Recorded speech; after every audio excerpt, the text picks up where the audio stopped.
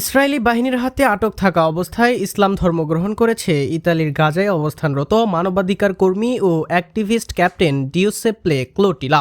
আন্তর্জাতিক গণমাধ্যম সূত্রে জানা যায়, গাজায় মানবিক সহায়তা নিয়ে যাওয়ার সময় আন্তর্জাতিক জলসীমা থেকে ক্যাপ্টেন ক্লোটিলা ও তার সহকর্মীদের জাহাজটি ইসরায়েলি বাহিনী আটক করে। জিপলুক দীর্ঘদিন ধরে গাজায় মানবিক সহায়তা ও শান্তি মিশনে কাজ করছিলেন। তিনি ৪৫টি দেশের বিভিন্ন সংস্থার সঙ্গে কাজ করছেন। আটক হওয়ার পর তার উপর শারীরিক ও মানসিক নির্যাতন চালানো হয় বলে জানা গিয়েছে। কারাগারে অবস্থানকালে তিনি ইসলাম ধর্ম সম্পর্কে গভীরভাবে জানতে শুরু করেন এবং সহবন্দীদের অনুপ্রেরণায় ইসলাম গ্রহণ করেন। মুক্তির পর সাংবাদিকদের সঙ্গে আলাপকালে তিনি জানান, কারাগারে আমি এমন কিছু মানুষকে পেয়েছি যারা অমানবিক কষ্টের মধ্যেও আল্লাহর উপর অবিচল আস্থা রাখতেন। তাদের আচরণ ও সহানুভূতি আমাকে ইসলাম গ্রহণে অনুপ্রাণিত করেছে। আমি বিশ্বাস করি আল্লাহ আমাকে নতুন জীবন ও উদ্দেশ্য দিয়েছেন।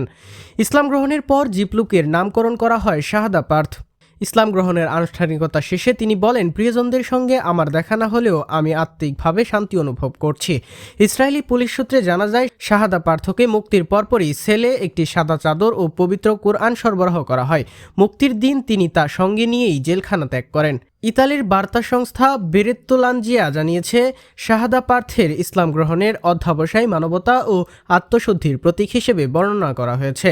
সংস্থাটির বিবৃতিতে বলা হয়, তার এই সিদ্ধান্ত শুধু ধর্মীয় নয়, মানবতার পক্ষেও এক নতুন সূচনা।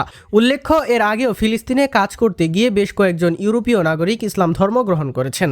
২০২৩ সালে ফ্রান্সের সাংবাদিক আলেকজান্দ্রা মুরিস গাজায় মানবিক সহায়তা দিতে গিয়ে ইসলাম গ্রহণ করেন।